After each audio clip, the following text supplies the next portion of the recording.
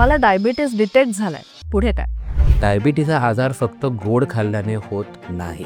Sir, ऑइलने पण डायबिटीसवर फरक पडतो का? सगळ्यात मोठा प्रॉब्लेम म्हणजे कोलेस्ट्रॉलचा प्रॉब्लेम. तेलकट काय चिप्स वगैरे काय खातच नाही. माझा कोलेस्ट्रॉल कसं आलं? तर त्यांना सांगावं लागतं की डायबिटीज आहे म्हणून तुम्हाला कोलेस्ट्रॉल आलेला आहे. की sitting is the next smoking म्हणून. म्हणजे तुम्ही जिकडं जास्त वेळ बसाल ते ॲज गुड ॲज जे हार्मफुल इफेक्ट स्मोकिंगमुळे होतो त्याच्यामुळे. टाईप 1 डायबिटीज हा ऑटोझोमल डॉमिनंट आम्ही म्हणतो आजार आहे. जीन्समधून बाहेर आलेलं. आता माझ्याकडे एक पेशंट आहे, तो वयाच्या साधारण 1-2 वर्षापासून इन्सुलिनवर आहे. बऱ्याच जणांच्या दंडाला असं एक काहीतरी डिव्हाइस असतं. ते कंटिन्युअस ग्लुकोज मॉनिटरिंग डिव्हाइस असतं. अच्छा. त्याला CGM म्हणतो आम्ही. हे 5-10 वर्षामध्ये डायबिटीसचं ट्रीटमेंट खूप चेंज होणार आहे. कारण की आर्टिफिशियल इंटेलिजन्स येणार आहे याच्यामध्ये. तर आर्टिफिशियल इंटेलिजन्स आला तर प्रत्येकाची बॉडीचं एक वेगळं समीकरण बनणार आहे. कोविडनंतर खूप लोकांना शुगर हे प्रमाण वाढलं, डायबिटीज वाढलं आणि हे होतं ड्रग इंड्यूस डायबिटीज. ड्रग्समुळे आणि औषधामुळे आलेलं डायबिटीज.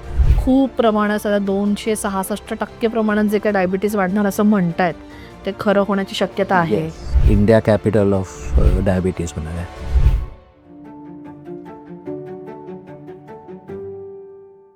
नमस्कार, मी नम्रता कदम. पुढे काळच्या आपल्या या नवीन भागामध्ये तुमच्या सगळ्यांचं खूप स्वागत आहे. आजचा आपला एपिसोड आहे ना, अत्यंत गोड होणार आहे, कारण आपला विषयच खूप गोड आहे. मधुमेह. हो, डायबिटीज हा खरं तर आपल्या घराघरातला अत्यंत कॉमन विषय असा आपण म्हणू शकतो. कारण मला असं लक्षात येते की साधारण प्रत्येकाच्या घरात किमान एक डायबिटिक पेशंट आहेच, म्हणजे आणि सध्याची तीच परिस्थिती आहे. आणि त्यामुळेच आपल्याला जे प्रश्न पडतात, वेगवेगळे प्रश्न पडतात, वेगवेगळे नुसखे असतात आपल्याकडे. आणि म्हणजे आवळ्याचा रस प्यायचा का? कारल्याचं ज्यूस चालेल का? किंवा मी व्यायाम किती करायला हवा? साखर पूर्णपणे बंद करू का? जर का मी ऑपरेशन करायला गेले तर मला डायबिटीज आहे का हे कळणार आहे का? किंवा मी जर का अति साखर खातीये तर मला डायबिटीज होईल का? असे खूप प्रश्न असतात. तर आजच्या आपल्या या विषयावर बोलायला आलेले आहेत डॉक्टर संदीप भेंडावडेकर. डॉक्टर, तुमचं खूप खूप स्वागत. तर डॉक्टर, आजचा आपला विषय आहे, मला डायबिटीज डिटेक्ट झालाय, पुढे काय? खूप संवेदनशील असं टॉपिक आहे. मला डायबिटीज झालं, आता पुढे काय? शक्यतो आम्ही म्हणतो की तुम्हाला खरंच डायबिटीज झालं आहे का? तुम्ही म्हणताय की मला डिटेक्ट झालं आहे. बरं, कधी-कधी त्याच्यामध्ये भरपूर काही गोष्टी असतात त्याच्यामध्ये डिटेक्ट झालेलंच नसतं. की भरपूर काही ब्लड टेस्ट असतात, आणखी काही पॅरामीटर्स असतात, ते आम्ही सेट केलेले आहेत की त्याच्यामध्ये आम्ही म्हणतो की तुम्हाला खरंच डायबिटीज झाला आहे की नाही झाला आहे. तर आम्ही लेफ्ट टू राईट शिफ्ट म्हणतो. तर लेफ्ट टू राईट शिफ्टमध्ये पहिलं आम्ही ग्लुकोज इंटॉलरन्स म्हणतो. त्यामध्ये शुगर लेवल आमचं जे स्टँडर्ड आम्ही ठेवलेलं आहे त्याच्यापेक्षा जरासं वरती असतं. प्रोपेन्सिटी असते, म्हणजे त्यांना प्रोन असतात ते डायबिटीज होण्याकरिता. दुसरी गोष्ट आनुवंशिकता असते, त्याच्यामध्ये जास्त व्हायची शक्यता असते. दुसरी स्टेज आम्ही प्री डायबिटीज म्हणतो. तर प्री डायबिटीजमध्ये त्याचे पण पॅरामीटर्स वेगळे आहेत. नंतर फुल ब्लोन डायबिटीज, म्हणजे तुम्हाला डायबिटीज झालेलंच आहे, नंतर औषध घ्यायचं आहे तुम्हाला. तर तसं स्टेज आहे. बऱ्याच वेळेला काय होतं की रॉंगली डिटेक्ट होतं. कोणाकोणाला डायबिटीज डिटेक्ट झालं असं म्हणतात, पण ते लॅब टेस्टमध्ये ते बरोबर आलेलं नसतं. काही आम्ही 2-3 टेस्ट आम्ही म्हणतो, ज्याच्याप्रमाणे आम्ही म्हणतो की यांना खरंच डायबिटीज झालं आहे की नाही, खरंच औषधाची गरज आहे की नाही. तर मग पहिली गोष्ट, सर्वात महत्त्वाची गोष्ट आहे की तुम्हाला खरंच डायबिटीज डिटेक्ट झालं आहे की नाही झालं आहे, हे ब्लड टेस्ट आणि आणखी काही पॅरामीटर्स आहेत ते केल्याशिवाय ठामपणे असं म्हणता येणार नाही की तुम्हाला डायबिटीज झालं आहे की नाही. पण मग म्हणजे आता हे टेस्ट करायचं असं तुम्ही म्हणता आणि त्यानंतर आपल्याला कळणार आहे की आपल्याला डायबिटीज झालाय की नाही. तर डायबिटीज आहे किंवा आपल्याला शुगरचा काही प्रॉब्लेम आहे, तर असे काही स्पेसिफिक आपल्याला सिम्प्टम्स असतात का? क्लासिकल सिम्प्टम्स आहेत डायबिटीजचे, ते आम्हाला सगळ्यांनाच माहिती आहे. आपल्याला खूप तहान लागणं, खूप भूक लागणं, जास्ती वेळा लघवीला जाणं, जास्ती भूक लागणं तर सर्वात महत्त्वाचं सिम्प्टम आहे. ते आपल्याला कळत नाही कधी-कधी. सगळ्यात इम्पॉर्टंट सिम्प्टम म्हणजे weight loss. Unexplain weight loss जे होतं, त्याचं आता आम्ही सध्यामध्ये बघतो आहे की 6 महिन्यात 10% पेक्षा जास्ती वेट लॉस झाला. जे आधी 50 किलो होते, हे किलो आता माझं लगेच 5-6 किलो कमी झालं. 6 महिन्यात मी जेवते व्यवस्थित, खातोय पिवतोय व्यवस्थित. अनएक्सप्लेन वेट लॉस सगळ्यात महत्त्वाचं कारण डायबिटीजचं. सगळ्यात महत्त्वाचं सिम्प्टम की आजकाल सगळेजण मिस करतात. सर्वात महत्त्वाची गोष्ट, हे सगळे सिम्प्टम्स कधी-कधी दिसत पण नाहीत कुणाला आणि ॲक्सिडेंटली डिटेक्ट होतं. आपण कधी-कधी रूटीन चेकला जातो, एम्प्लॉयमेंट चेकअप असतं, कोणाचं फिटनेसचं चेकअप असतं आणि लगेच कळतं की यांना डायबिटीज आहे करत. तर तेही आहे, पण मेन सिम्प्टम्स हेच आहेत की जास्ती भूक लागणं, तहान जास्ती लागणं, युरिनला जास्ती वेळ होणं, अनएक्सप्लेन्ड वेट लॉस सर्वात महत्त्वाचं कारण. जखम झाली, जखम बरी होत नाही आहे, का बरी होत नाही आहे, स्किनचा कुठला प्रॉब्लेम आहे, त्वचेचा कुठला रोग आहे, औषधं घेतो आहे, बरं होत नाही आहे, काय प्रॉब्लेम आहे. त्यानंतर जे टेस्ट करतात त्याच्यामध्ये ठामपणे आम्हाला डायबिटीज शक्यतो 95 टू 100%च म्हणायला पाहिजे आम्हाला ते डिटेक्ट होतंच. आणि जेव्हा आम्ही हे ट्रीटमेंट सुरू करतो, तेव्हा ते बाकीच्या डिसऑर्डर्सला जे बाकीचे जे आजार झालेले असतात त्यालाच औषध दिलेले असतात. मग चांगल्या प्रकारे इफेक्टिव्हली काम करतं. जनरली जेव्हा आपल्याला असं कळतं की आता डायबिटीज डिटेक्ट झालाय, तर म्हणजे आमचं असं होतं की बापरे, आता साखर बंद करायची, आता गोड सगळं बंद, किंवा बेसिक आमचं त्याच गोष्टीवर येऊन थांबतं की आता गोड सगळं बंद करायचंय बाबा. किंवा आणखीन आपण काय करू शकतो, आता हे आयुष्यभराची गोळी लागली, तर हे कितपत सिरियस आहे? कसं आहे, की आयुष्यभराची तर गोळी लागणं हे आता तुमच्यावरच अवलंबून असतं. कारण की आम्ही किती वेळा बघितलं की ज्यांना डायबिटीज डिटेक्ट झालाय, आम्ही साऊथमध्येच असं सगळ्यात जास्ती खरं बघायला गेलं तर त्याच्यावर संशोधन होतं. म्हणजे आमचे जे प्रोफेसर आहेत ते डॉक्टर बी मोहन सर, त्यांनी ह्याच्यामध्ये भरपूर काही रिसर्च केलेलं आहे. ज्यामध्ये त्यांनी किती लोकांचे 100वे बर्थडे पण सेलिब्रेट केले ज्यांना डायबिटीज आहे. बरं, त्यांना डायबिटीज 90 वर्षी झालेलं नाही आहे. त्यांना डायबिटीज झाले जेव्हा ते 50 किंवा 60 वर्षाचे होते. So they have lived for 50 years but with medicine. पण ह्यात सर्वात महत्त्वाची गोष्ट आहे म्हणजे तुमच्या आयुष्यामध्ये तुम्ही डिसिप्लिन किती फॉलो करता. अच्छा. हे सर्व डिसिप्लिनवर आहे. तुमचं जीवनशैली तुम्ही कसं मेंटेन करतात, काय करतात, तुम्ही किती वेळ वॉकिंग करतात, तुमच्या आहारामध्ये तुम्ही किती व्यवस्थित आहार घेतात, तुम्ही किती नियमितपणे आहार घेतात. तुम्ही औषध जर तुम्हाला सुरू केलं की तुम्ही किती नियमितपणे ते औषध घेतात. तर झोप किती महत्त्वाची आहे. त्याच्यावर पण एक पूर्ण एक रिसर्च आहे की तुमची किती झोप असायला पाहिजे. झोप किती महत्त्वाचं आहे. तुमच्या पूर्ण बॉडीसाठी हे झाली. झोप नाही झालं तर काय त्रास होऊ शकतात. ते त्याच्यावर तर एक वेगळं एक संशोधन आहे. ते तर एक वेगळं एक टेलिकास्ट होऊन जाईल. एवढं मोठं एक विषय आहे तो. बरोबर. तर हे जर त्यांनी फॉलो केलं, त्यांनी त्यांची 100वी गाठली. पण तसा झोपेचा मुद्दा तुम्ही काढलात, तर मला विचारायचं की रात्रीची झोप 6 ते 8 तास म्हणजे समजा आता काही काही जणांचे शिफ्ट वाईज काम करतात. आता आमच्या क्षेत्रात तर बऱ्याचदा आमच्या नाईट शिफ्ट्स असतात. तर मग ती रात्रीची झोप तेवढी महत्त्वाची असते का? त्यानंतर समजा आम्ही आता जागलो, तर त्याच्यानंतर आम्ही सलग 6 ते 8 झोप काढली, तर तेही रिपेअरेबल आहे? ॲब्सोल्यूट रिपेअरेबल आहे. कारण की आमच्याकडेही भरपूर काही पेशंट्स येतात. IT क्षेत्रात काम करतात, कॉल सेंटर्समध्ये काम करतात, रात्रीची ड्युटी असते. आमचे पण डॉक्टर्स येतात, ते अर्ली एजमध्ये त्यांना नाईट ड्युटी असते. हॉस्पिटलमध्ये ICUमध्ये असतात. तर त्यांनाही आम्ही तेच सांगतो की तुमचं बॉडी सायकल मग त्याप्रमाणे ॲडजस्ट होतं. जर तुम्ही रात्रीची ड्युटी करत आहात, हे करत असाल तर सकाळी येऊन तुम्हाला झोपणं अत्यंत गरजेचं आहे. ते काही जण म्हणतात आम्ही 2 तास झोपतो, नंतर परत उठतो, मग परत 2 तास झोपतो, हे उठतो. असे तुटलेली झोपमध्ये ते प्रॉपर ब्रेनला चालना भेटत नाही, तर ब्रेनला तेवढं रेस्ट भेटत नाही. तर तुम्ही नाईट ड्युटी करत असाल, तुमचे शिफ्ट असाल, हे असाल, तर ती झोप तुम्ही कम्पेन्सेट करा. पण 6 ते 8 तास तरी झोपणं अत्यंत गरजेचं आहे. आणि आहाराचं जे आपलं बोलणं झालं, तर डायबिटीजसाठी असा काही कुठला वेगळा आहार असतो का? किंवा कुठल्या गोष्टी अव्हॉइड करायच्या असतात का आपल्याला? की म्हणजे जसं गोड पूर्णच बंद करायचं आणि एखाद्याला गोड खूपच आवडत असेल, तर मग ते आहारामध्ये आपण अल्टरेशन कसं करू शकतो? आहारामध्ये हेच करू शकतो, की आम्ही म्हणतो, की कार्बोहायड्रेट्स, प्रोटीन्स आणि फॅट आपल्या सगळ्यांना माहितीच आहे, की हे संतुलित आहार आम्ही सांगतो, की तुम्ही डायबिटीज झाला असेल तुम्हाला संतुलित आहार घेणं अत्यंत गरजेचं आहे. काहीही करा मॉडरेशनमध्ये करायचं. काहीही करा एक्सेसमध्ये करू नका. आता काही जण म्हणतात, "सर आम्हाला आता तुम्ही डायबिटीज झाला म्हणता, तुम्ही आता नॉनव्हेजच बंद करा," असं म्हणाल. "तुम्ही आता गोडधोडच बंद करा," असं म्हणाल. तर डायबिटीज हा आजार फक्त गोड खाल्ल्याने होत नाही. अच्छा. फक्त गोड आणि डायबिटीजचा संबंध नाही आहे. डायबिटीज हा भरपूर कारणाने होतो. त्याच्यामध्ये इन्सुलिन आणि शुगरचं बॅलन्स होत नाही त्याच्यामध्ये, त्यामुळेच डायबिटीज होतं.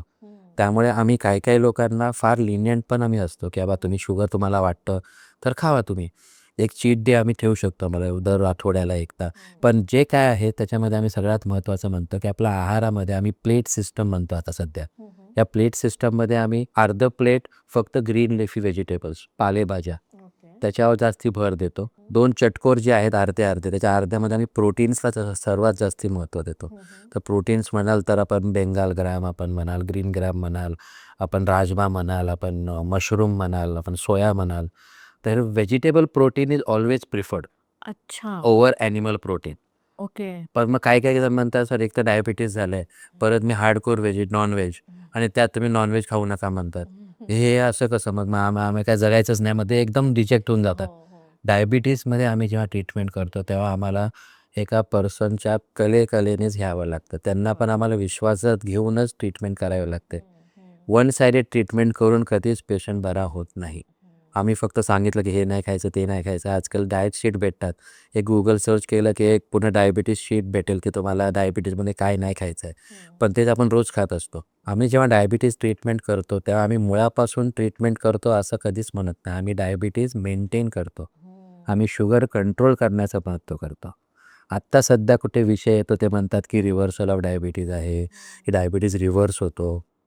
तर मी आता एवढा वेळ घेतला तर आम्ही डायबिटीज रिव्हर्स होईल का? पण सध्या हेच आहे की डायबिटीज जेव्हा आपण म्हणतो तेव्हा फक्त गोडधोडवर नाही, तर बाकी प्रोटीन्सवर आपलं महत्त्व असायला पाहिजे. कार्बोहायड्रेट्सवर जास्त आपलं शक्यतो तेवढं मिनिमल असेल तेवढं खाल्लं तरी पण चालेल. डाएटवरूनच म्हणतो मी तुम्हाला की कुणाकुणाला म्हणतात की आपण ऑइल का वापरायचं? आता सगळीकडे नॉर्थमध्ये, साऊथमध्ये, ईस्टमध्ये, वेस्टमध्ये सगळीकडे वेगवेगळे ऑइल यूज करतात. गावाकडे खेड्यामध्ये कोणतरी ग्राउंडनट ऑइल यूज करतं, नॉर्थमध्ये कुठे मस्टर्ड ऑइल यूज करतं, साऊथमध्ये कुठं वेगळं ऑइल यूज करतं.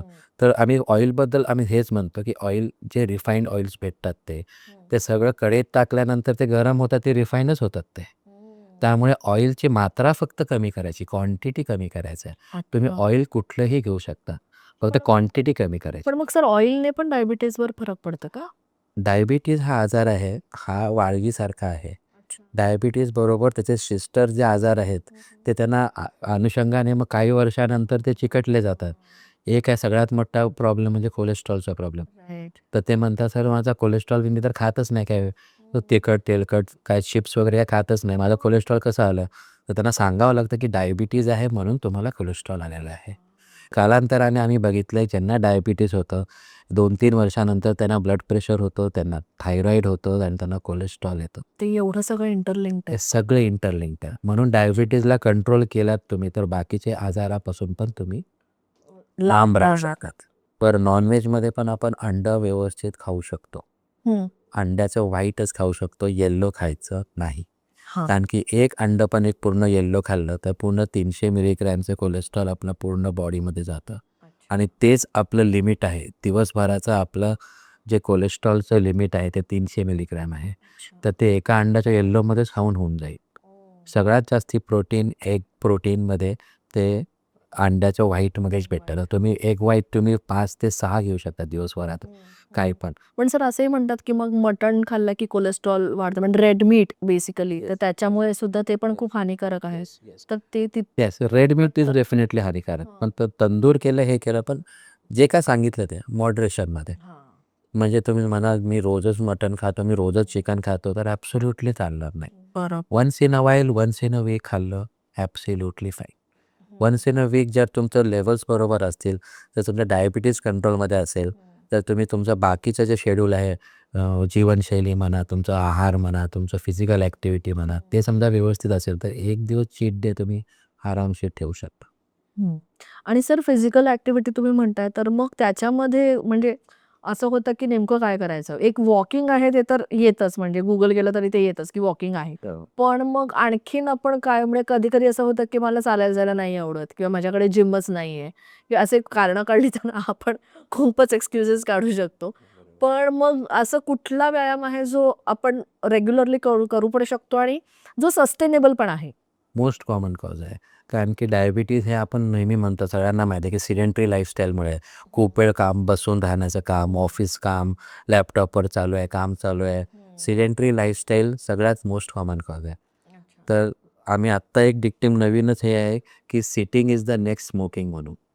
तर what is mean by sitting is the next smoking म्हणजे म्हणजे तुम्ही जिकडं जास्त वेळ बसाल ते ॲज गुड ॲज जे हार्मफुल इफेक्ट स्मोकिंगमुळे होतं त्याच्यामुळे आहे. स्मोकिंगमुळे जे आपण कॅन्सर म्हणतो, स्मोकिंगमुळे बाकी काही फॅक्टर्स म्हणतो आम्ही, ते सगळं जे हार्ट अटॅक्स वगैरे म्हणतो, तर ते सगळं प्रोलॉंग सिटिंगमुळे तेवढे आजार आपल्याला व्हायची शक्यता असते. बापरे! तर आम्हाला तेच सगळेजण विचारतात, जे IT मध्ये आहेत, ते खूप वेळ लाँग टाईम बसलेले असतात, लाँग टाईम सिटिंग आहे, तर त्यांना आम्ही तेच सांगतो की दर तासाला उठून एक 2-3 मिनिटाचा ब्रेक घेणं अत्यंत गरजेचं आहे. अच्छा. सकाळचं वॉकिंग करा तुम्ही, संध्याकाळचं ॲज पर गाईडलाईन्स आम्ही म्हणतो तर अर्धा तासाचं चालणं फिरणं तरीही पण चालेल. अच्छा. Any form of exercise.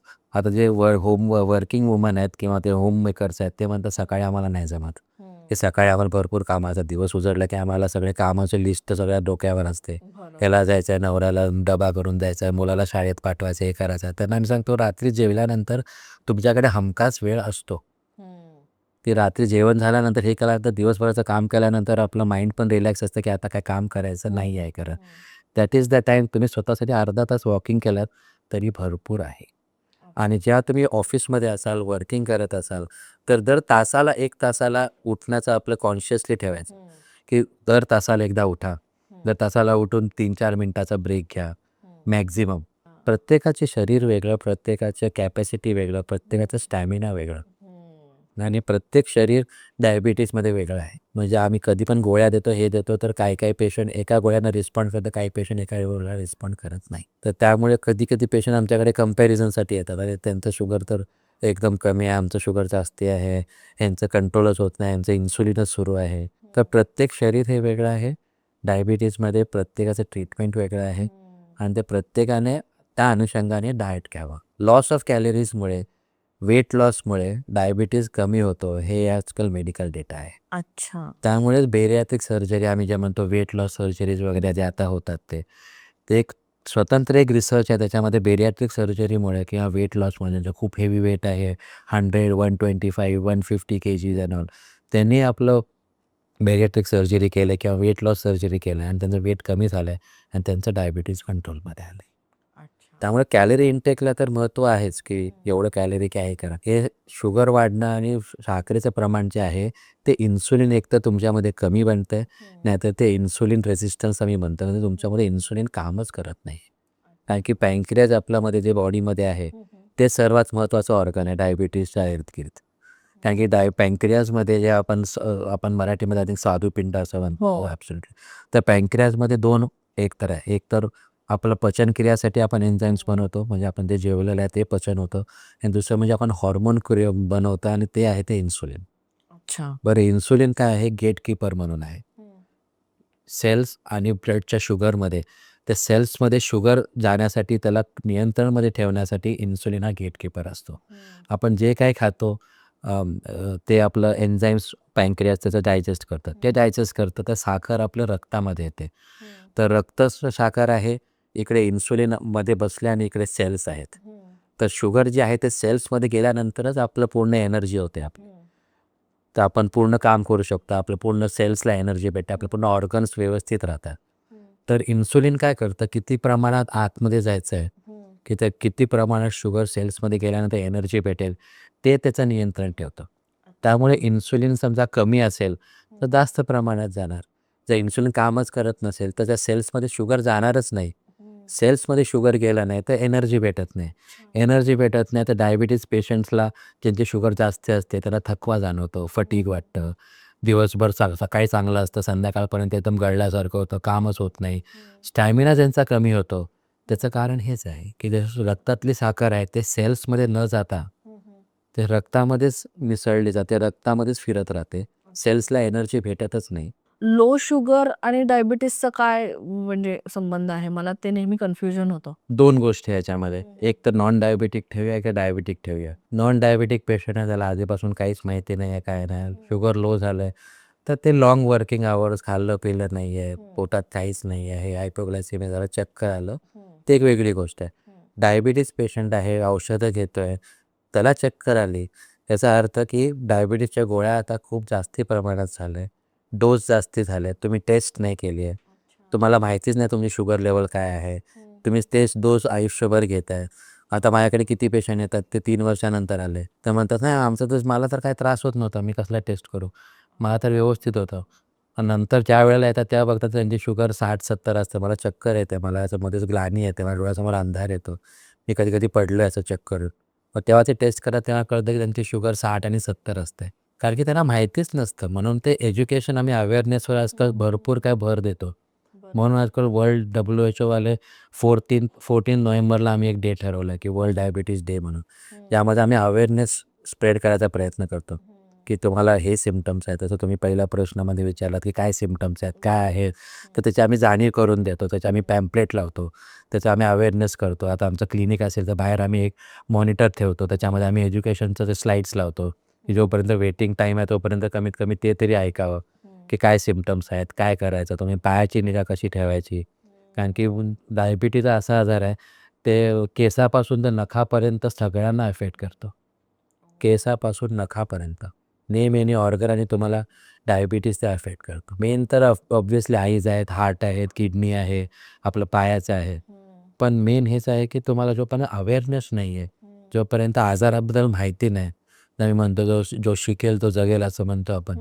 तर ह्या बाबतीत सर्वात महत्त्वाचं आहे. जोपर्यंत तुम्हाला आजार माहिती असेल की काय आहे, त्याचं सिम्पटम्स काय आहे, त्याचं काय आहे, त्याच्याबद्दल सर्व माहिती असेल, तर तुम्ही त्याला चांगलं टॅकल करू शकता. पण मग आयडियली किती काळानंतर आपण ही टेस्ट करायला पाहिजे, की आता आपली शुगर किती आहे?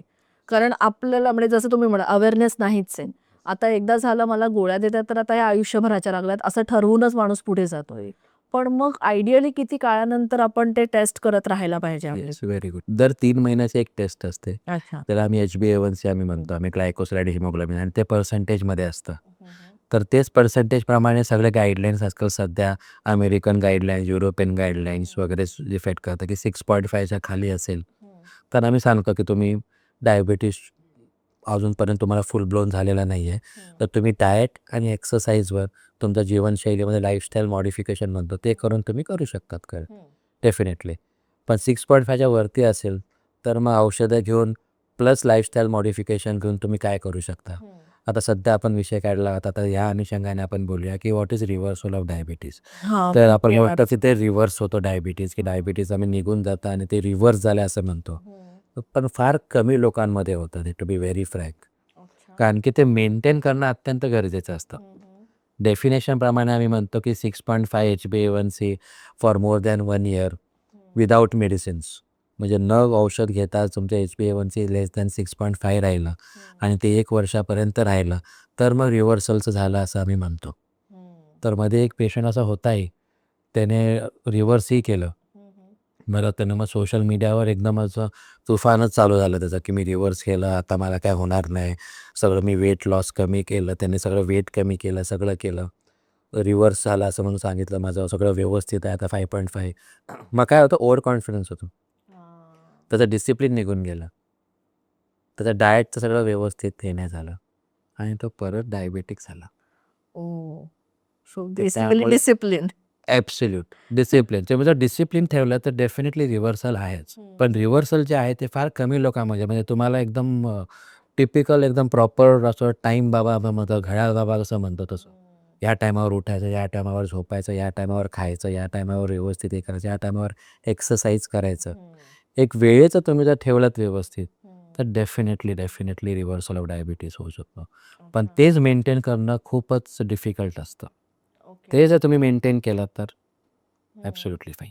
पण असं पर्टिक्युलर टाइम इंटरव्हल नंतर काहीतरी जाणं गरजेचं आहे, म्हणजे जसं तुम्ही म्हणालात 3 तास किंवा 2 तास असं कंपल्सरी आहे का हे? Yes, 3 to 4 hours most of the time. त्याने काय फरक शकतो? त्याच्याने मेंटेन राहते आपलं शुगर. ओके. कारण की इन्सुलिन आणि शुगरचं बॅलन्स असतं बॉडीमध्ये. अच्छा. तर त्यामुळे समजा जास्त वेळ आपलं बॉडी समजा उपाशी राहिली, समजा 4 to 5 hours हे असतं, तर बॉडीमध्ये भरपूर काय एन्झाईम्स वगैरे क्रिएट होतात आणि भरपूर ॲसिडिटी वगैरे, आपलं बाईल जे आहे ते दर 3-4 तासामध्ये बनत राहतं. म्हणून मग ॲसिडिटीचं प्रमाण जास्त वाढण्याचं कारण हेच आहे की 3-4 तासामध्ये पोटात काही जात नाही. लाँग आवर्स असतात. सकाळी नाश्ता केला, दुपारी काय 3-4 वाजता जेवलं, मग नंतर काय खाल्लंच नाही, मध्येच काय वाटलं तर खाल्लं, रात्री लेट नाईट, मग लगेच जाऊन झोपणं. तर त्याच्यामुळे ॲसिडिटीचं प्रमाण वाढण्याचं पण हे एक मुख्य कारण आहे, की ते रेग्युलॅरिटी पाहिजे. तर एव्हरी 3 ते 4 तासामध्ये पोटात काहीतरी जायलाच पाहिजे, असं कॉन्शियसली बघणं गरजेचं आहे. जनरली असं म्हटलं जातं की अनुवंशिकतेप्रमाणे आपल्याकडे डायबिटीज येतो. तर आता जर का आई-बाबांना दोघांनाही डायबिटीज असेल, तर मुलाला 100% होणारच असं आपण पकडून चालायचं का मग? नाही, बिलकुल नाही. कारण की ते जेनेटिक्स प्रमाणे असतं ते. अच्छा. तर होणारच असं नाही आहे. व्हायची शक्यतावर असतं. हे सगळं पर्सेंटेजवर आहे. अच्छा. आता तुम्ही म्हणालात की आई-वडिलांना फुल ब्लोन डायबिटीज आहे, तर त्याच्या मुलांना होण्याची शक्यता 50% पेक्षा जास्ती असते. अच्छा. पण त्यानेच ते जीवनशैली बरोबर मेंटेन केलं, त्याने व्यवस्थितपणा आणलं, त्याने आपल्या डाएटमध्ये व्यवस्थित प्रोटीनचा मारा ठेवला, शुगर थोडंसं लिमिटेड ठेवलं, तर त्यांना डायबिटीज व्हायचे चान्सेस बिलकुल पण नाही. आता त्याच हिशोबाने सांगतो की न्यूली मॅरिड कपल असेल, तर दोघांना डायबिटीज असेल, तर त्यांना जर बाळ व्हायचं असेल, तर डेफिनेटली ते इश्यू करण्यासाठी फॅमिली प्लॅन करायला तर डेफिनेटली ते पुढे जाऊ शकतात. कारण की असं काहीच नाही की तुम्हाला डायबिटीज आहे तर तुमच्या होणाऱ्या बाळाला पण डायबिटीज होणारच. त्याच्यामध्ये पण पर्सेंटेज असतं, एक पर्टिक्युलर जेनेटिक्स असतं ते, की ते ट्रान्सफर झालं तरच बाळाला डायबिटीज होणार.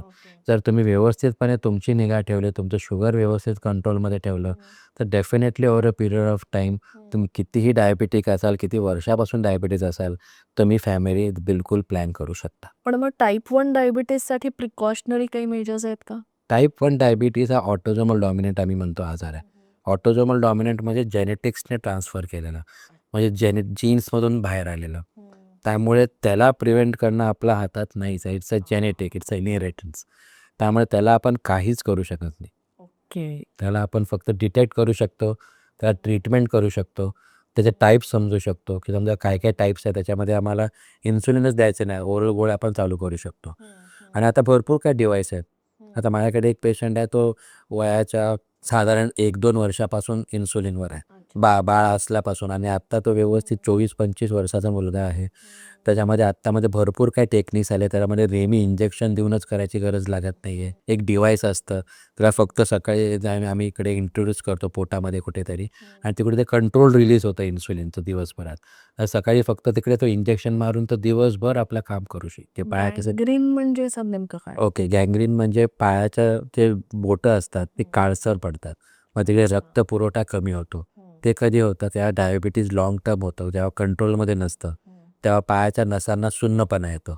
सुन्नपणा आला तर पाय चालतोय आपल्याला कळत नाही, की आपण असं वाटतं की कुठला तरी असं गादीवर चालतं असं वाटतं. ग्राउंडच फील होत नाही आपल्याला.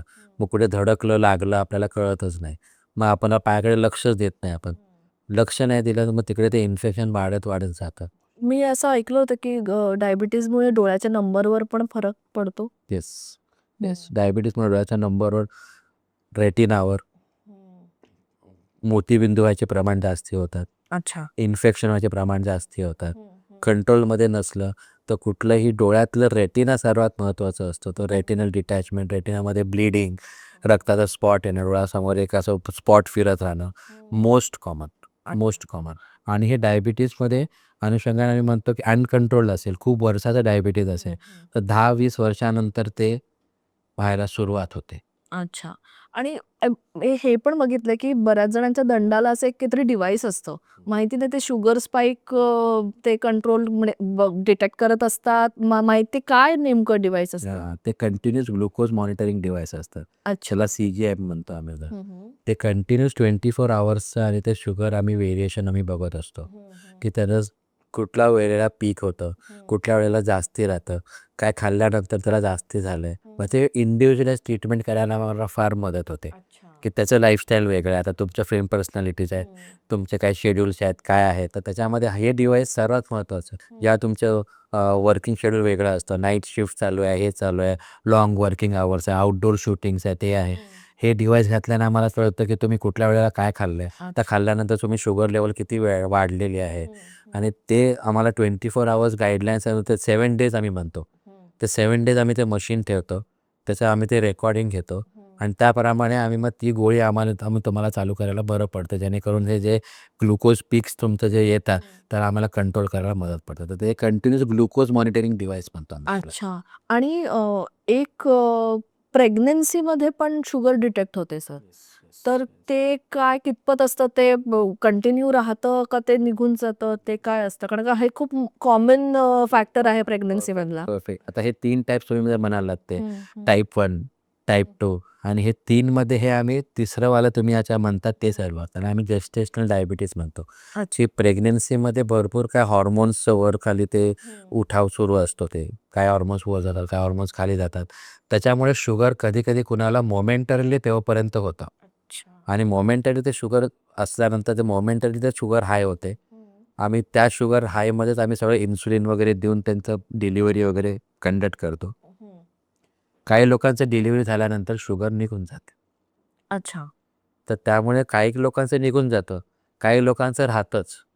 आता राहण्यामागचं कारण काय आहे की ते वेट लॉसच होत नाही त्यांचं.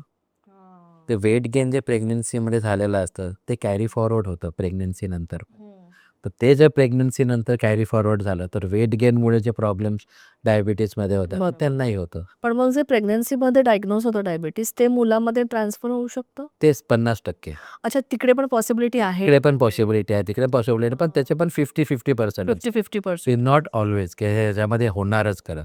सगळ्यामध्ये आमचं जे डेटा आहे ते जेनेटिक्सप्रमाणे आहे.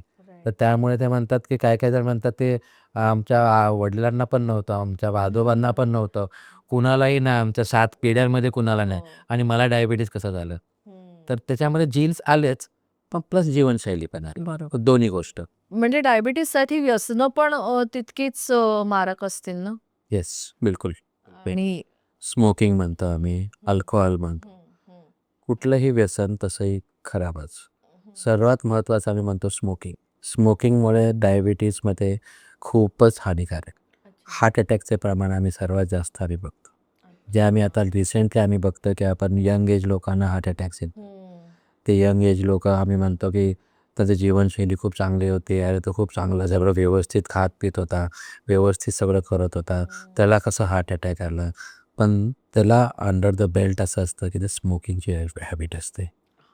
तर ते स्मोकिंगची हॅबिट सर्वात हानिकारक, सर्वात bad, both for men and woman. आजकाल आम्ही हे पण बघतो की स्त्रियांमध्ये पण स्मोकिंगचं प्रमाण वाढलेलं आहे. आता आम्ही जेव्हा पेशंट येतो, पहिल्यांदा येतो, ते स्त्री किंवा पुरुष असेल, तुम्ही स्मोकिंग करता का? हे आम्ही सगळ्यांना विचारतो. बरोबर. कारण की ते जनरेशनप्रमाणे हे प्रमाणे ते सगळं जीवनशैली जे बदललं त्याप्रमाणे सवयी बदललेल्या आहेत. स्मोकिंगचं प्रमाण जेवढं मुलांमध्ये, माणसांमध्ये आहे, तेवढंच बायकांनी स्त्रियांमध्ये पण आहे. त्यामुळे आत्ता आम्ही ह्या वयात जे आम्ही बघतो की ज्यांना हार्ट प्रॉब्लेम्स होतात, हे होतात, सर्वात प्रामुख्याने कारण जे आधी नव्हतं. या आधी एक डेटा होता की हार्ट अटॅक्स फक्त मेन्समध्ये जास्ती होतं, फिमेल्समध्ये, बायकांमध्ये होत नाही. तर बायकांमध्ये पण आता सध्या आढळणारं हे हार्ट अटॅक जे आहे ते का आहे? तर हे प्रामुख्याने एक सर्वात महत्त्वाचं कारण, बाकी जीवनशैली म्हणा, आहार म्हणा, ते तर आहेच. सर्वात महत्त्वाचं कारण म्हणजे स्मोकिंग. तर तुम्ही म्हणालात की 3 तासाने आपल्याला काहीतरी खाल्लं पाहिजे. तर तुम्ही जसं समजावून सांगितलं की हल्ली प्लेटिंग पद्धत जी आहे, ती तर झाली आपल्या मील्सची, म्हणजे आपण लंच किंवा डिनर असं म्हणू. तर हे मिड स्नॅक्ससाठी म्हणजे जे 3-3 तासाने जे आपल्याला खायचंय, तर त्याच्यामध्ये साधारण काय असायला हवं? मेन आम्ही सगळ्यात सांगतो फ्रुट्स, अच्छा. की फ्रूट ज्युसेसपेक्षा फ्रुट्स खाणं अत्यंत गरजेचं आहे. फ्रूट ज्यूसमुळे शुगर कंटेंट सगळ्यात जास्ती वाढते. त्यामुळे फ्रूट ज्यूस पिऊ नये. तुम्ही फ्रूट सालीसकट खावावे. सालीमध्ये काय असतं, सालसकट वगैरे आपण फळ खातो, त्यामध्ये फायबर भेटतं. बरोबर. तर फायबर भेटल्याने आपलं परत कॉन्स्टिपेशन आणि बाकीचे फॅक्टर्स पण करेक्ट होतात. त्यामुळे मिड स्नॅक्समध्ये तुम्ही फ्रुट्स घेऊ शकता. सगळ्यात हेल्दी, सगळ्यात सेफ मिड स्नॅक्स. बाकी मग असेल तर मग आपल्याकडे मग सलाड्स आहेतच आपल्याकडे सर्वात महत्त्वाचं. तर वेगळ्या सगळ्या टमाटर म्हणा, आपलं काकडी म्हणा, सलाड्समध्ये जे काय असतील ते आपण काय करू शकतो आणि गाजर, बीटरूट वगैरे ॲब्सोल्युटली फाईन. Absolutely fine. पण मग फळांमध्ये अशी काही फळं आहेत, जसं केळं आहे, सीताफळ आहे किंवा आंबा आहे, जे म्हणतात की ह्याने शुगर स्पाइक जास्त होतो. तर त्याच्यासाठी म्हणजे काय, म्हणजे ते खाल्लं तर चालेल का, म्हणजे काय? त्याच्यामध्ये आपण शुगर लेवल किती आहे त्याच्यावर अवलंबून आहे आणि आपण जसं म्हणतो आपण क्वांटिटी, म्हणजे 1 फ्रूट पर डे आम्ही अलाउड करतो की तुम्ही 1 फळ दिवसातून 1 बार खाऊ शकता. एकदम क्लिअर आणि एकदम सिंपल ठेवायचं म्हटलं तर आपण जे मँगो खातो ते आपण रस न करता, म्हणजे आमरस वगैरे न करता आपण फोडी कापून खाऊ शकतो ना. पण ज्यूस ऑफ एनी फ्रूट, म्हणजे कुठल्याही फळांचं ज्यूस जे आहे ते ॲब्सोल्युटली एक्सेप्टेबल नाही, कारण की शुगर मात्रा शरीरात आणखी वाढते. आणि ऊसाचा रस पण मग absolutely no. No, no, no, no, नो. सर्वात हानिकारक, सर्वात गोड एकतर ऊस. त्यात साखरेचं प्रमाण त्यात सगळ्यात जास्त आहे. आजकाल तुम्ही एक टर्म माहिती पडत असाल, ग्लायसेमिक इंडेक्स. तर ग्लायसेमिक इंडेक्स आता हे न्यूट्रिशनमध्ये, फूड्समध्ये किती आहे त्याप्रमाणे मग आम्ही डिसाईड करतो की हे ग्लायसेमिक इंडेक्स ह्याचं एवढं आहे, तर तुम्ही this is acceptable fruit, this is not acceptable fruit. तर हे सगळं ग्लायसेमिक इंडेक्स त्या फळामध्ये शुगरचं प्रमाण किती आहे त्याच्यावर सगळं अवलंबून आहे. आणि जेव्हा आपण डाएटचा विचार करतो तेव्हा जनरली असं होतं की आता मी ऑफ शुगर गेले. तर ऑफ शुगरसाठी मग असे काही पर्याय असतात का? म्हणजे म्हणतात की ते साखर नाही तर गूळ किंवा स्टिविया. तर कुठला बेटर ऑप्शन आहे का? आहे सगळं मिथ आहे, असं काही नसतं? नाही, नाही, ॲब्सोल्यूट. करू शकतात. म्हणजे आम्ही तेही म्हणतो की कोणाकोणाला बघा आता कसं आहे की आपल्याला शरीराला साखरेची गरज तर आहेच. नो शुगर करून चालतच नाही, कारण की आपल्याला मेंदूला दर तासाला 5 ग्रॅम ऑफ ग्लुकोज लागतं. तर 5 ग्रॅम्स ऑफ ग्लुकोज विचार करा, म्हणजे आपल्या शरीराला किती साखरेची गरज आहे. तर त्यामुळे समजा शुगरला जर अल्टरनेटिव्ह असेल तर जॅगरी पण आम्ही एक्सेप्टेबल म्हणतो. प्लस एक्सेप्टेबल आम्ही स्टेविया, आता हे नवीन जे आले ते आम्ही शुगर फ्री टॅबलेट्स बोलतो, स्वीटनर्स म्हणतो. त्याच्यावर आधी खूप कॉन्ट्रोव्हर्सीज झालेल्या आहे. त्याच्यामध्ये एक स्टडी आली होती, त्याच्यामध्ये म्हटलं होतं की स्वीटनर्स खाल्ल्याने किडनीवर त्रास होतो. त्याच्यामध्ये शुगर कंट्रोलमध्ये करू नये, काय नाही. तर त्याच्यामध्ये पण टाईप्स आहेत. त्याच्या आम्ही म्हणतो की काही जे शुगर स्वीटनर्स आहेत ॲब्सोल्युटली एक्सेप्टेबल, सेफ, जे कुठल्याही वया या ग्रुपमध्ये ज्यांना डिटेक्ट झालेलं आहे डायबिटीज त्यांनी घेतलं तर ॲब्सोल्यूट सेफ आहे. त्यामुळे jaggery, stevia definitely yes as a replacement for sugar. पण मग असं कुठलं टिपिकल राईस आहे जो डायबिटीजवाल्यांनी खाल्ला तर चालेल? म्हणजे जसं तुम्ही म्हणालात की ब्राऊन राईस आहे किंवा माझ्या मते हातसडीचा तांदूळ पण असतो, जो गावाकडे मिळतात. मी पण कोकणातलीच आहे कारण. तर आम्हाला पण ते परफेक्ट. मग तोच तांदूळ वापरायचा. ॲब्सोल्युटली. ब्राउन राईस जर तुम्ही कंपेअर केला राईसमध्ये सगळ्यात बेस्ट कुठलं, तर brown rice is always better. Brown. Brown rice is always better. पण- कारण की तेच पॉलिश करून मग व्हाईट राईस बनतं अच्छा. ते. पण मग आता जे पॅकेट्समध्ये मिळतात ते ब्राऊन राईस ते ॲब्सोल्युटली एक्सेप्टेबल. ते ॲब्सोल्युटली acceptable आहे. एक्सेप्टेबल. अच्छा. फक्त कोण म्हणतात चव लागत नाही सर, हे काय चवीचं नाही आहे, पॅलेटेबल नाही आहे. मग त्याला आम्ही सांगतो की बाबा खा, पण मॉडरेशनमध्ये खा, गोडेस वाढचं. बरोबर. किंवा once in one like 15 everyday दिवसांना घेतलं, एकदा. एव्हरीडे किंवा ट्वाईस अ डे घेतलं तरी पण चालेल. पण क्वांटिटीमध्ये. क्वांटिटीमध्ये म्हणजे सगळ्या जेवणामध्ये न्यूट्रिशन आहेत आणि आपल्या बॉडीला आपण म्हणतो न्यूट्रिशनची गरज आहे. ट्रेस एलिमेंट्स आम्ही म्हणतो, ट्रेस विटॅमिन्स म्हणतो. मेन तर आपलं बी, सी आहेच, ते आपलं ए आणि डी. पण बाकी ट्रेस एलिमेंट्स आहे, आपण मॅग्नीज म्हणतो, विकेल म्हणतो, हे म्हणतो. ते ट्रेस एलिमेंट डेफिशियन्सी जे आहे ते आजच्या जनरेशनमध्ये खूप आहे. त्यामुळे सगळं जे डाएट असेल ते सर्व खावं, पण मॉडरेशनमध्ये खा. 2030 मध्ये साधारण खूप प्रमाणात, साधारण 266% प्रमाणात जे काही डायबिटीज वाढणार असं म्हणतायत, ते खरं होण्याची शक्यता आहे. Yes. India capital of diabetes होणार आहे. कारण की आधी आम्ही बघायचो की यंग पॉप्युलेशनमध्ये डायबिटीज होण्याचं प्रमाण या घडीला भरपूर वाढलेलं आहे. जे आम्ही 40s आणि 50sमध्ये बघायचो, तर आम्ही 25 आणि 30मध्ये मुलांना डायबिटीज होण्याला बघतोय. स्ट्रेस, कामाचं हे, धावपळ, दगदग, त्यामुळे मेन कारण तर स्ट्रेसच आहे. स्ट्रेस. बरोबर. स्ट्रेस हे सर्वात महत्त्वाचं कारण. आणि ओव्हर थिंकिंग सुद्धा. येस. ओव्हर थिंकिंग स्ट्रेसचाच एक पॅनिक आणि अँक्झायटी डिसऑर्डरचाच एक भाग आहे. स्ट्रेस इंड्यूस डायबिटीज हा पण एक वेगळा इश्यू आहे अच्छा. की आणि किती लोकांना बघितलं की स्ट्रेस इंड्यूस डायबिटीज झालेला आहे. पण मग ते कसं आपण म्हणजे ते कसं कळतं? ते कळायचा भागच म्हणजे आपण सिम्पटम्सवरच परत येणार आहोत. अच्छा. म्हणजे परत तेच सिम्पटम्स की जास्ती भूक लागणं, जास्ती तहान लागणं, लघवीला वारंवार जाणं, कुठली जखम लवकर सुकणं नाही, वेट लॉस. टेस्ट करायचं, डायबिटीज डिटेक्ट करायचं. कोरोनानंतर आपण बघितलं की सगळ्या लोकांना डायबिटीजचं प्रमाण वाढलं आपण म्हणतो. तर त्यावेळेला जे स्टिरॉइड देण्यात आलं, एक ड्रग होतं त्याला आम्ही स्टिरॉइड म्हणतो. हे खूप कॉमनली यूज होतं सगळ्या कंडिशनमध्ये. पण त्याचा जर जास्ती प्रमाणात ओव्हरडोस झाला तर मग ते शुगरप्रमाणे आलंच ते. म्हणून आम्ही किती लोकांना बघितलं की कोविडनंतर खूप लोकांना शुगर हे प्रमाण वाढलं, डायबिटीज वाढलं आणि हे होतं ड्रग इंड्यूस डायबिटीज. त्यामुळे ड्रग्समुळे, औषधामुळे आलेलं डायबिटीज आणि सगळ्यात मेन म्हणजे स्टिरॉइड.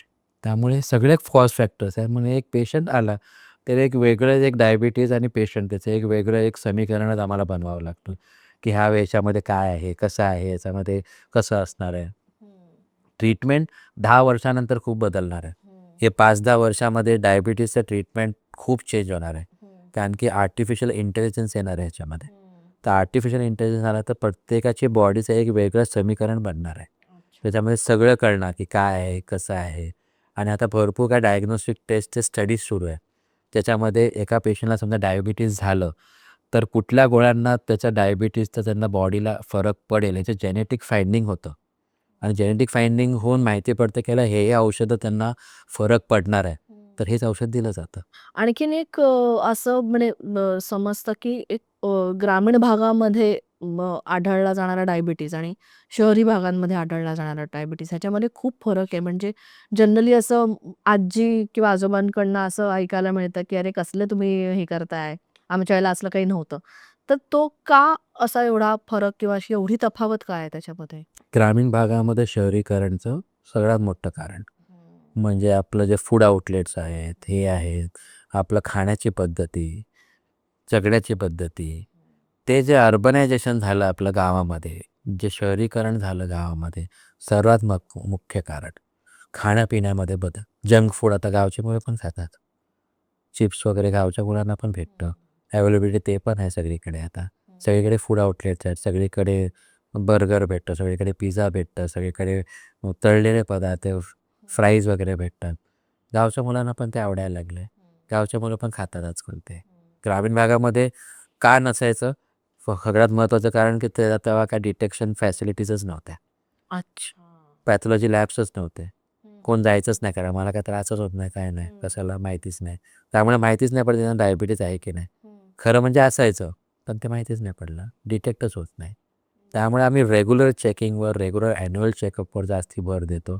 डॉक्टरांना लवकरात लवकर भेटणं, डिटेक्ट झालं आहे, नाही झालं आहे, तुम्हाला माहिती पडायचं आहे, किती महिन्यानंतर काय काय टेस्ट करावं, सगळ्यांचं ते प्रोफॉर्मा आहे की दर 3 महिन्याने हे टेस्ट करावं, दर 6 महिन्याने आपल्या डोळ्याची इजा बघायची, ते आय टेस्ट करायचं, दर वर्षाने आपलं किडनीचं फंक्शन टेस्ट करायचं, सोनोग्राफी करावी. ते हे सगळे पॅरामीटर सेट आहेत. त्यामुळे जवळच्या डॉक्टरांकडे जाऊन त्यांचा सल्ला घेऊन त्याप्रमाणे वागावं. आणि एक प्रत्येकाला म्हणजे कुठलंही मेडिकल कंडिशन आली की प्रत्येकाला खर्चाचा एक प्रश्न पडतो. तर डायबिटीजची ट्रीटमेंट कितपत खर्चिक आहे? ओके. डायबिटीजची ट्रीटमेंट आता सध्या बघायला गेलं तर ॲब्सोल्यूट खर्चिक नाही आहे. ॲब्सोल्यूट खर्चिक नाही. आपल्याकडे चांगल्या गोळ्या आल्या आहेत. चांगल्या रेट्समध्ये येतात आपल्याला. अफोर्डेबल रेट्समध्ये पण येतात. कन्सेशनमध्ये भेटतं. आज आपण औषधी हे बनतो त्या प्रधानमंत्री योजनेवरून ते सगळं त्या फॅसिलिटीजमधून पण आपल्याला औषधं भेटतात ते. तर ॲब्सोल्यूट अफोर्डेबल.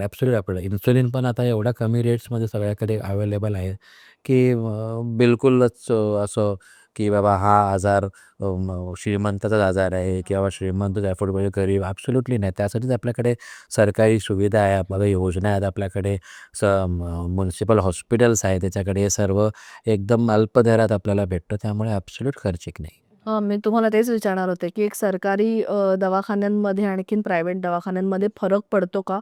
औषधांच्या किमतीमध्ये? कारण अगदीच जे ज्यांना नाही परवडू शकत. नाही, नाही. ते सरकारीमध्ये पण गेलं तर बिलकुल चांगल्या दरामध्ये आणि व्यवस्थित दरामध्ये सरकारी हॉस्पिटलमध्ये भेटतं, बिलकुल भेटतं. त्यामुळे अजिबात खर्चिक नाही आहे, अजिबात खर्चिक नाही आहे. आता सगळं अवेलेबल आहे, ॲसेसिबल आहे आपल्याकडे सगळीकडे. त्यामुळे सर्वांनी त्याचा लाभ घ्यावा. सर, आम्ही ना पुढे कायच्या माध्यमातून आम्ही लोकांनाही काही त्यांचे काही प्रश्न असतील तर ते आम्हाला विचारू शकतात. त्यांच्या काही शंका असतील तर त्या तुमच्यापर्यंत पोहोचवण्याचा म्हणजे आम्ही एक छोटासा प्रयत्न करतोय. तर एक प्रश्न असा आलाय, प्रेरणा खांडेकर लालबागच्या आहेत ह्या. त्यांचं असं म्हणणं आहे की प्रत्येक गोष्टीवर एक घरातलं काहीतरी औषध असतं, होम मेडिसिन किंवा होम रेमेडीज आपण असं म्हणू शकतो. तर ते कितपत काम करतात किंवा ते कितपत उपयुक्त ठरतात? म्हणजे वेगवेगळे त्यांचे नुसखे असतात. डायबिटीज झाला असेल तर तुम्ही कारल्याचा ज्यूस प्या किंवा आवळ्याचा ज्यूस प्या, तर त्याने तुम्हाला ते प्रमाण तुमचं नियंत्रण राहील त्या प्रमाणावर. तर ते कितपत केलं तर चालणार आहे? महत्त्वाचा प्रश्न हाच आहे की होम रेमेडीज हे अत्यंत उपयुक्त आहे. हं. त्यामध्ये असणारं असं संशोधनामध्ये हेच आहे की जे काही पालेभाज्या आहेत, जे आता तुम्ही मेथीचं नाव घेतलं, आता तुम्ही मेथीचे दाणे म्हणतात, काही जण म्हणजे जांभूळ ज्यूस म्हणतात, आवळ्याचा ज्यूस म्हणतात, कारलं म्हणतात. तर त्यामध्ये आम्ही संशोधन म्हटलं की ॲस्कॉर्बिक ॲसिड वगैरे किंवा व्हिटॅमिन सीचं प्रमाण असतं, ते डायबिटीज कंट्रोल करायला खूप मदत करतं. पण जे काय आधी सांगितलं तसं खूप इंडिव्हिज्युअलाइज ट्रीटमेंट आहे. कुणाकुणाला ते पचत नाही, कुणाकुणाला काय झालं, मी कारल्याचं औषध सुरू केलं, लूज मोशनच सुरू झालं, कुणाकुणाला उलट्याच होत आहेत, कुणाकुणाला ते पचत नाही, जांभळ कुणाकुणाला जमत नाही. तर त्यामुळे हे सगळं इंडिव्हिज्युअलाइज्ड आहे. बिलकुल करावं नाही म्हणत नाही आहे. इफेक्टिव्ह पण आहे. आम्ही रिसर्चमध्ये पण माहिती पडलेलं आहे की जांभळ, मेथी, हे कारलं जसं आधी म्हटलं, ग्लायसेमिक इंडेक्स कमी आहे, बिलकुल वापरू शकता. त्याच्याने शुगर लो व्हायला पण मदत होते. एक्सेप्टेबल. फक्त तुम्हाला जमतं काय नाही ते फक्त बघावं. जमलं तर डेफिनेटली कंटिन्यू ठेवू शकता तुम्ही. हो. म्हणजे म्हटलं मॉडरेशनमध्ये, एक्सेस करू नये. हां, बरोबर. आणखीन दुसरा प्रश्न आहे प्रथमेश जाधव यांचा, संभाजीनगरवरनं. त्यांचं म्हणणं आहे की जे जनरली रिसर्च पेपर्स येतात किंवा आपल्याला काही म्हणजे डायबिटीसच्या प्रमाणाबाबतीतले जे काही असतात, जे स्पॉन्सर्ड बाय मेडिकल कंपनीज असतात, तर त्यावर किती अवलंबून राहायला पाहिजे? ओके. ते कसं आहे की त्याबद्दल तुमच्या जवळपास असणारे डॉक्टरच तुम्हाला व्यवस्थित सांगू शकतात की काय आहे ते. शेवटी एक विश्वासाचा भाग असतो. तुम्ही ज्या डॉक्टरकडे जाता तर एका विश्वासाने जाता की आपला डॉक्टर व्यवस्थित कराल, हे कराल की नाही. हे जे पेपर्स जे असतात, हे जे कमिटीने बनवलेले असतात, हे एकदम एमिनंट लीडर्सने बनवलेले असतात आणि त्याच्यावर ॲब्सोल्युटली काही काही रिपोर्ट्स येतात की अरे हे स्पॉन्सर्ड आहे, हे औषध असल्यामुळे हे करतात आहे, हे HbA1c मुद्दामून कमी करून लावतात म्हणजे सगळ्यांना डायबिटीज करता येत आणि औषधांचं प्रमाण वाढवता येईल. हे आम्ही दरवर्षी जे आम्ही HbA1c लेवल 7.5 म्हणतो आणि त्याच्यावर आम्ही 6.5वर आलो आहे. तर ते मुद्दामून औषधं सुरू करावी, त्यांच्या कंपन्यांचं सुरू व्हावं म्हणून आम्ही म्हणतो. तर असं अजिबात नाही आहे. जर आम्ही पण ते डायबिटीज प्रॅक्टिस करतो, हे करतो. आपला भारतामध्ये भरपूर आजार आहेत ट्रीटमेंट करायला. डायबिटीज हा एकमेव आजार आहे. त्यामुळे आमचे पण सर म्हणायचे की मला सर्वात आनंद होईल जर आम्हाला म्हणतो की डायबिटीज आपल्या देशातून निघून गेला तर मी सर्वात खुश होईल. आणि मी जर हॉस्पिटल काढले तर माझा नातू येऊन म्हणेल की त्याला म्युझियममध्ये म्हणू, इकडे एक आजार होता डायबिटीज म्हणून त्याला आम्ही ट्रीटमेंट करा. How sweet. त्यामुळे आमचे सर असे नेहमी म्हणायचे की हे झालं की आम्हाला सर्वात आनंद आहे. त्यामुळे स्पॉन्सर्ड आहे, हे ॲब्सोल्युटली मिथ आहे. कारण की हे लीडर्सने बनवलेलं असतं. हे खूप संशोधनाने, खूप लाईफस्टाईलप्रमाणे, हे एजप्रमाणे आम्ही 6.5वर का आलो आहे, ह्याची एक स्टडी असते, ह्याचे एक फुल एक पॅरा असतो. हे आम्ही असंच रात्री बसलो आणि सकाळी उठून बोलतो असं नसतं. It's a continued research papers, भरपूर लोकांची स्टडी असते. दरवर्षी 1000 पब्लिकेशन्स असतात, 1000 आर्टिकल्स असतात. त्याच्यामधून ते सगळे सिलेक्ट करून ते पेशंटची स्टडी करून केलेलं असतं. त्यामुळे भरपूर ऑथेंटिक असतं आणि त्यांना भरपूर आपण आय थिंक इम्पॉर्टन्स द्यायला पाहिजे. ऋषिकेश आंड्रे यांचा विक्रोळीवरनं असा प्रश्न आहे की डायबिटीसचा सेक्शुअल लाईफवर किती परिणाम होतो? ॲब्सोल्युटली सगळ्यात न विचारलेला प्रश्न. कारण की ह्याबद्दल बोलायला सगळेजण संकोच करतात. ॲब्सोल्युटली. कारण की जेव्हा आपण क्लिनिकमध्ये येतो, आम्हाला स्वतःहून हा प्रश्न मांडायला लागतो. कारण की स्वतःहून पेशंट बोलायला कधी-कधी एकदम संकोच करतो, हे करतो. तर सेक्शुअल लाईफ डेफिनेटली डायबिटीजमुळे अफेक्ट होतं. कारण की डायबिटीजमुळे over a period of time खूप वर्षाचं डायबिटीज असलं, काय असलं, तर मेल अँड फिमेल सेक्शुॲलिटीमध्ये हॉर्मोन्सप्रमाणे म्हणा, तिकडे ते नसांमध्ये ब्लड फ्लो नसल्यामुळे म्हणा, ज्यांना डायबिटीजमुळे लाँग टर्ममध्ये न्यूरोपॅथी आम्ही म्हणतो, नसांचा त्रास होतो. त्याच्यामुळे पण सेक्शुअल फंक्शनमध्ये अफेक्ट व्हायचे चान्सेस असतात. त्यासाठी भरपूर काही टेस्ट असतात, त्यासाठी ट्रीटमेंट पण आहे. पण ते फक्त माहिती करणं अत्यंत गरजेचं आहे. पण मग पुरुषांमध्ये हे प्रमाण जास्त आहे का बायकांमध्ये? दोघांमध्ये इक्वल. दोघांमध्ये दोघांमध्येही इक्वल. कारण की हॉर्मोनल चेंजेस आणि नसांचा जो प्रकार आहे त्याच्यामुळे होतं. आता डायबिटीजमुळे आपलं ॲथेरोस्क्लेरोसिस आम्ही म्हणतो. ॲथेरोस्क्लेरोसिस म्हणजे आपलं जे रक्तवाहिन्या आहेत ते आतमध्ये त्याची झीज होते. अच्छा. तर ते झीज झाल्यामुळे ते रक्तपुरवठा तेवढा व्यवस्थित व्हायला पाहिजे ते होत नाही. त्यामुळे मेल रिप्रोडक्टिव्ह ऑर्गन्स म्हणा, फिमेल रिप्रोडक्टिव्ह ऑर्गन्स म्हणा, तिकडे ते व्यवस्थित रक्तपुरवठा झाला नाही तर ते फंक्शनमध्ये पण अफेक्ट. बापरे! केवढी माहिती मिळाली आणि तुमचे खरंच खूप खूप आभार. तुम्ही आमच्या पुढे काय ह्या चॅनलवर आलात. आणखीन एवढ्या प्रश्नांना म्हणजे आम्हाला एवढ्या शंका होत्या. खूप छोट्या-छोट्या, खरं तर खूप बेसिक आमच्या आणखीन लोकांच्या सुद्धा त्या सगळ्या शंकांचं तुम्ही निरसन केलंत. डॉक्टर तुमचे खूप खूप आभार. आजचा भाग तुम्हाला कसा वाटला हे आम्हाला कमेंटमध्ये कळवा आणि त्याचबरोबर पुढे कायमध्ये आणखीन कुठले-कुठले विषय यायला हवे ते सुद्धा तुम्ही आम्हाला आमच्या कमेंट बॉक्समध्ये आवर्जून कळवा. आपलं Facebook आणि Insta पेज आहेच, ते फॉलो करा आणि आपलं पुढे काय हे YouTube चॅनल सबस्क्राईब करा. कारण पुढे येणारे सगळे एपिसोड्स तुम्हाला न चुकता बघता येतील. तर बघत राहा पुढे काय.